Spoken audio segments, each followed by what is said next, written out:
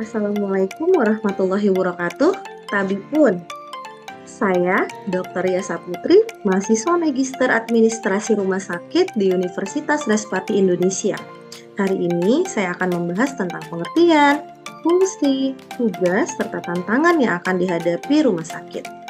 Rumah sakit merupakan salah satu pilar utama dalam sistem pelayanan kesehatan suatu negara. Sebagai lembaga yang menyediakan perawatan medis, rumah sakit memiliki peran yang sangat penting dalam masyarakat modern.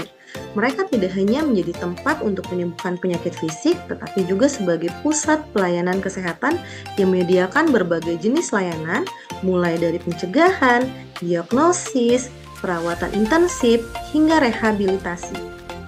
Seiring dengan perkembangan zaman, fungsi rumah sakit telah mengalami evolusi yang signifikan. Dari sekadar tempat untuk merawat pasien yang sakit, rumah sakit kini juga menjadi pusat penelitian medis dan pendidikan kedokteran. Hal ini menjadikan mereka sebagai lokus penting dalam upaya peningkatan pengetahuan medis dan inovasi dalam pengobatan. Rumah sakit adalah pelayanan kesehatan yang penting bagi masyarakat. Untuk tetap berjalan secara profesional, rumah sakit harus terus meningkatkan mutu pelayanan, memperhatikan kepuasan pelanggan, dan pengolahan sumber daya secara efisien. Dengan demikian, rumah sakit dapat terus memberikan pelayanan kesehatan yang bermutu dan terjangkau bagi masyarakat.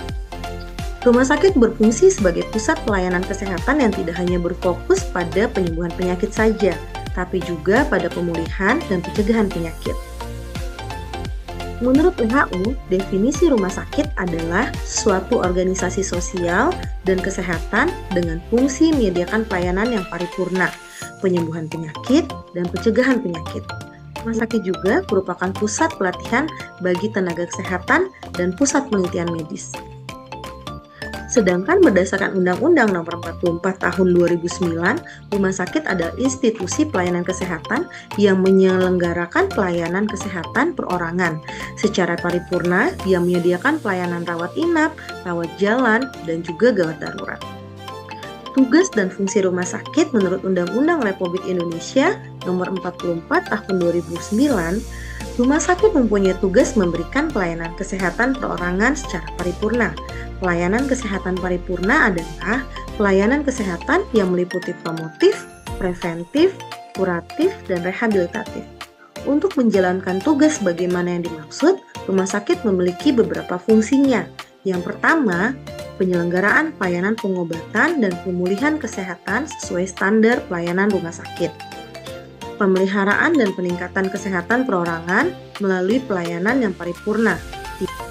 Yang ketiga, penyelenggaraan pendidikan dan pelatihan sumber daya manusia dalam rangka peningkatan kemampuan dalam pemberian pelayanan kesehatan.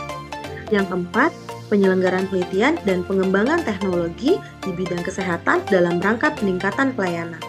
Dan yang kelima, kesehatan yang memperhatikan etika ilmu pengetahuan dalam bidang kesehatan.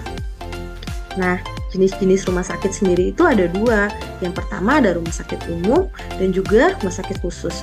Untuk rumah sakit umum adalah pelayanan kesehatan untuk semua jenis bidang penyakit. Sedangkan untuk rumah sakit khusus adalah pelayanan kesehatan pada suatu bidang dan juga jenis penyakit tertentu saja berdasarkan golongan, umur, disiplin ilmu, organ, atau jenis penyakit.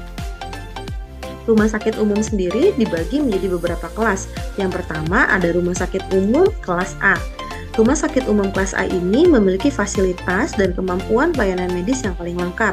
Minimal memiliki 4 spesialis dasar, 5 pelayanan spesialis penunjang medik, 12 pelayanan medik spesialis lain, dan 13 pelayanan medik subspesialis. Rumah sakit umum kelas B memiliki fasilitas dan kemampuan pelayanan medik yang lebih baik dibandingkan kelas C dan D.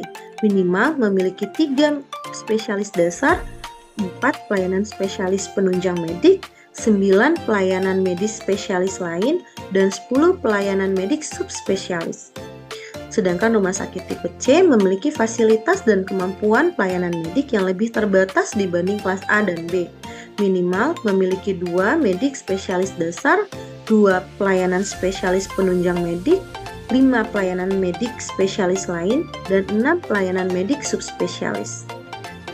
Dan yang keempat, rumah sakit umum kelas D memiliki fasilitas dan kemampuan pelayanan medis yang paling terbatas, di mana dia memiliki 1 spesialis dasar, 1 pelayanan spesialis penunjang medik, 2 pelayanan medik spesialis lain, dan 3 pelayanan medis subspesialis. Rumah sakit khusus itu dibagi menjadi beberapa kelas juga. Yang pertama ada rumah sakit khusus kelas A, memiliki fasilitas dan kemampuan pelayanan medis yang paling lengkap. Contohnya rumah sakit khusus kelas A adalah rumah sakit khusus jantung, kanker, dan juga ortopedi. Rumah sakit khusus kelas B memiliki fasilitas dan kemampuan pelayanan medis yang lebih baik dibandingkan kelas C. Contohnya, rumah sakit khusus kelas B adalah rumah sakit khusus mata, kulit, dan juga kelamin. Sedangkan rumah sakit khusus kelas C memiliki fasilitas dan kemampuan pelayanan medis yang lebih terbatas dibandingkan kelas A dan kelas B.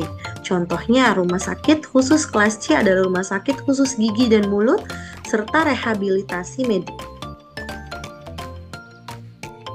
Jenis-jenis pelayanan kesehatan di rumah sakit. Yang pertama, ada pelayanan medik.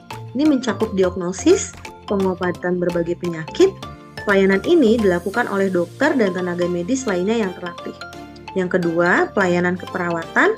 Tenaga keperawatan berperan dalam memberikan keperawatan langsung kepada pasien, termasuk pemantauan kondisi kesehatan pasien serta obat. Pelayanan penunjang medik ini termasuk laboratorium, radiologi, serta layanan diagnosis lainnya yang mendukung diagnosis dan juga pengobatan. Faktor yang mempengaruhi kualitas pelayanan. Nah, kualitas pelayanan rumah sakit sendiri dipengaruhi oleh beberapa faktor, antara lain kesediaan sumber daya, ketersediaan tenaga medis, peralatan, dan fasilitas yang memadai sangat penting untuk memberikan pelayanan yang berkualitas. Yang kedua, sistem manajemen. Pengelolaan yang baik dan efisien dapat meningkatkan kualitas pelayanan dan kepuasan pasien. Rumah sakit harus menerapkan sistem manajemen yang baik untuk bersaing dalam industri kesehatan. Dan yang ketiga, kepuasan pasien. Tingkat kepuasan pasien terhadap pelayanan yang diberikan juga menjadi indikator penting dalam menilai kualitas rumah sakit. Pelayanan yang baik dapat meningkatkan loyalitas pasien. Rumah sakit saat ini menghadapi berbagai tantangan seperti persaingan yang ketat. Dengan banyaknya rumah sakit yang bermunculan, kompetensi dalam memberikan pelayanan terbaik semakin meningkat. Rumah sakit harus terus berinovasi dan meningkatkan mutu layanan untuk menarik pasien.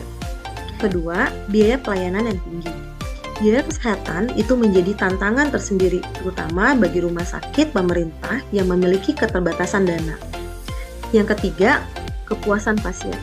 Memastikan kepuasan pasien merupakan tantangan yang harus dihadapi oleh manajemen rumah sakit.